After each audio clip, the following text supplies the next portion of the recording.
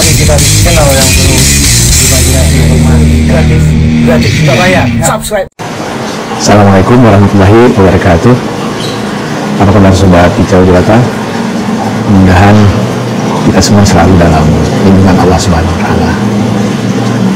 Hari berlalu, musim berganti, peristiwa demi peristiwa kita alami. Begitu agaknya siklus kehidupan. Insya Allah, kalau umur kita panjang, dalam 6 minggu ke depan, kita sudah memasuki tahun baru lagi, di tahun 2022. Tentu setiap kita menginginkan keadaan yang lebih baik. Itu nature-nya manusia.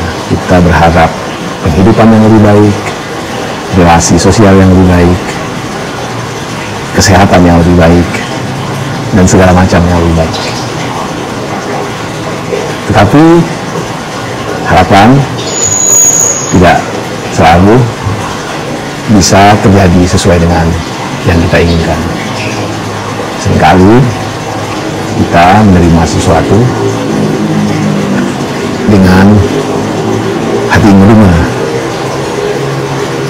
Padahal sebenarnya sesuatu yang sudah terjadi itu adalah takdir, itu adalah ketentuan, dan jalan terbaik yang bijak untuk meresponnya adalah menerimanya. Meski sebenarnya pemahaman kita tentang takdir seringkali salah, bahwa kita menganggap semua gerak, semua ketentuan itu ada yang mengaturnya, sehingga kita mengabaikan bahwa ada jalan, ada proses, ada ikhtiar yang seharusnya kita lakukan untuk menjemput katakanlah harapan yang kita inginkan. Ikhtiar atau proses ini bagian dari hukum besi alam yang juga harus kita ikuti. Sebagai kata yang insya Allah masih tetap semangat, di belakang Bang Kica dapur, dan Bang Kica sekarang ada di meja makan. Apa yang terlintas di pikiran Sobat Jelata ketika mendengar kata dapur atau melihat dapur? Makanan yang enak, atau bunyi gesekan peralatan-peralatan dapur ketika ibu atau siapapun yang sedang beraktivitas menyediakan makanan melakukan kegiatan di dapur, atau aroma tertentu yang melayang-layang dan menghembus hidung? Bagi Bang Kica, ketika mendengar kata dapur, bayangan pertama yang muncul di kepala adalah ibu. Ya, ibu Bang Kica. Kenapa? Karena pada saat kecil dulu, kecil dalam artian balita, sampai kecil, sebenarnya udah dewasa, tapi masih dianggap anak kecil karena masih bergantung hidup sama orang tua, ya, sampai Bang Kica tamat SMA. Dapur merupakan tempat yang paling nyaman di rumah. Kenapa? Karena seringkali ibu mengajak atau memanggil Bang Kica untuk menemaninya di dapur. Kadang-kadang hanya sekedar untuk membantu beliau memotong bawang, membersihkan piring atau alat-alat dapur, atau mencicipi makanan yang baru saja selesai beliau masak. Dan kegiatan mencicipi pertama makanan yang ibu masak itu adalah sesuatu yang sangat membahagiakan. Kenapa? Karena setelah mencicipi makanan tersebut, lalu Bang Kica akan mendatangi ayah, adik-adik, dan akan menceritakan bahwa makanan nanti yang akan kita santap itu enaknya luar biasa. Dan nah, itulah keakraban sederhana yang muncul di tengah-tengah keluarga. Tidak jarang pula ketika sedang menemani ibu memasak di dapur, ibu akan menuturkan cerita-cerita, baik itu nenek dongeng atau cerita real yang dia tahu tentang, intinya adalah nilai-nilai baik dan buruk, lalu hal-hal yang harus dilakukan kalau kita ingin sukses, kemudian nilai-nilai perjuangan atau esensi-esensi kehidupan. Itulah dapur bagi Bang Kicau. Tidak hanya tempat memproses makanan, tetapi tempat berintim-intim, berakrab-akrab dengan ibunda, dan juga tempat menerima nilai-nilai baik dan buruk. Dapur adalah secara terminologi tempat memproses makanan.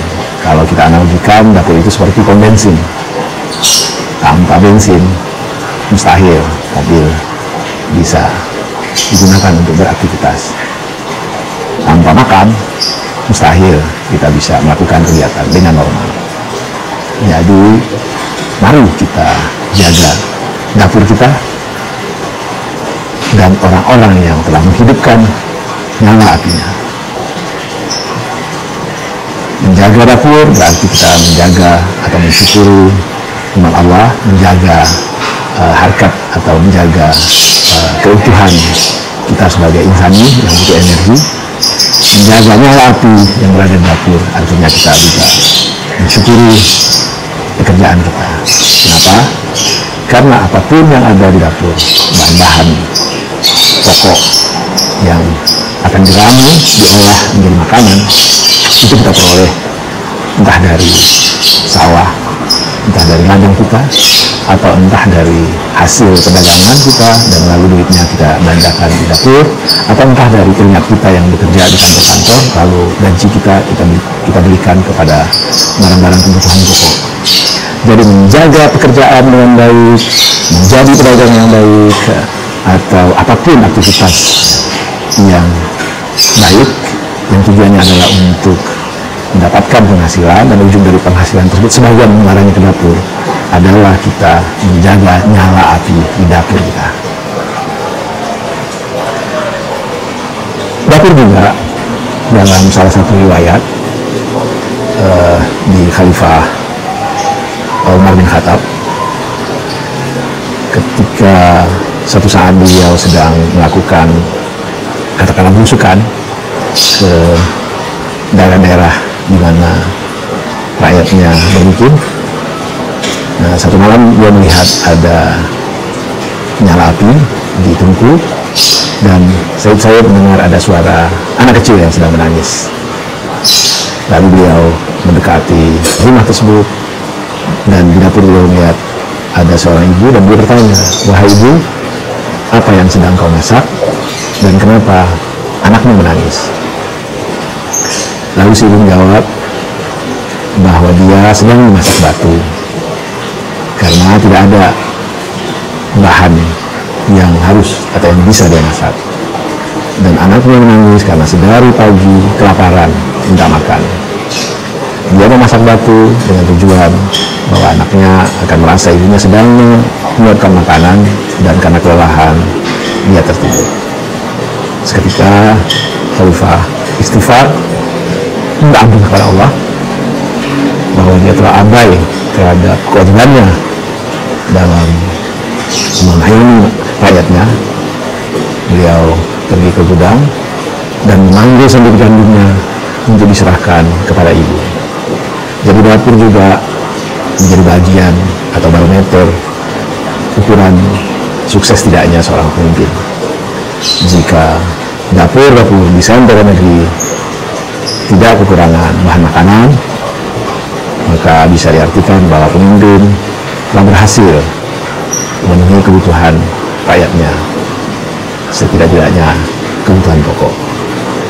Sebagai mata yang berbahagia, demikian Kicau pendek ini yang tidak tahu ujungnya, tidak tahu pangkalnya, mudah-mudahan bisa menginspirasi.